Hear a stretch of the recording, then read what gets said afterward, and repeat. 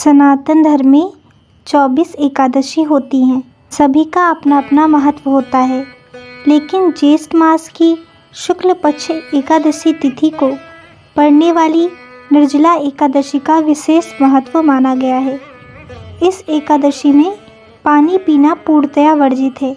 यही वजह है कि इस एकादशी को निर्जला एकादशी कहा जाता है।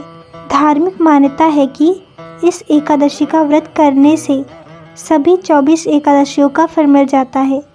निर्जला एकादशी को धार्मिक शास्त्रों में भीमसेनी एकादशी के नाम से भी जाना जाता है।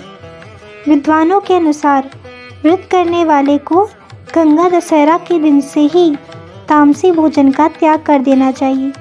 साथ ही लहसुन और प्याज मुक्त भोजन ग्रहण करना चाहिए। अगले दिन ब्रह्म मुहूर्त में उठकर सबसे पहले श्री हरि का स्मरण करें। इसके बाद नित्य कर्मों से निवृत्त होकर स्नान के पानी में गंगा जल डालकर स्नान करें। अब आचमन कर व्रत का संकल्प ले, फिर पीले वस्त्र पहने। इसके बाद सूर्य देव को अर्घ्य दें। निर्जला एकादशी की पूजा विधि। सूर्य देव को जल अर्पित करने के बाद भगवान विष्णु की पूजा फल, अक्षत, द्रुवा और चंदन से पूजा करें। फिर ओम नमो भगवते वासुदेवाय मंत्र का जप करें। इसके बाद निर्जला एकादशी की कथा करके आरती करें। इस दिन निर्जला उपवास रखने का विधान है। त्रयोदशी के दिन शुद्ध होकर व्रत पारण मुहूर्त के समय व्रत खोलें। सबसे पहले भगवान विष्णु को भोग लगाएं। भोग में कुछ मीठा ज़रूर शामिल करें। इसके बाद सबसे पहले भगवान का प्रसाद सबको बांट दें। ब्राह्मणों और ज़रूरतमंदों को यथाशक्ति दान दक्षिणा देकर स्वयं प्रसाद ग्रहण करें। ध्यान रहे, व्रत खोलने के बाद ही आपको जल का सेवन करना है। भीमसेन एकादशी कथा।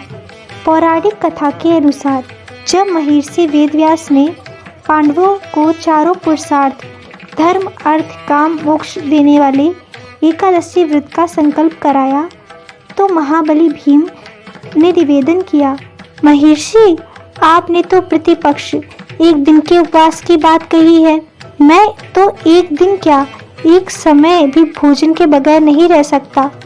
मेरे पेट में व्रत नाम की जो अग्नि है उसे शांत रखने के लिए मुझे कई लोगों के बराबर और कई बार भोजन करना पड़ता है। तो क्या अपनी भूख के कारण मैं एकादशी जैसे पुण्य व्रत से वंचित रह जाऊंगा?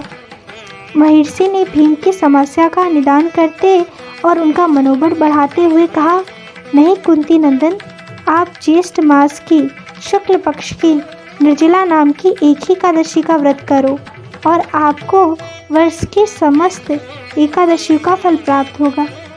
निसंदेह तुम इस लोक में सुख, यश, मोक्ष लाभ प्राप्त होगा। वेद व्यास के इतने आश्वासन पर तो भीमसेन भी इस एकादशी का विधिवत व्रत करने को सहमत हो गए। इसीलिए वर्ष भर की एकादशियों का पुण्य लाभ देने वाली इस श्रेष्ठ निर्जला एकादशी को भीमसेन एकादशी भी कहा जाता है। मान्यता है कि इस दिन जो स्वयं निर्जल रहकर ब्राह्मण या ज़रूरतमंद व्यक्ति को शुद्ध पानी से भरा घड़ा दान करता है, उसके जीवन में सुख समृद्धि बनी रहती है। जय श्री कृष्ण।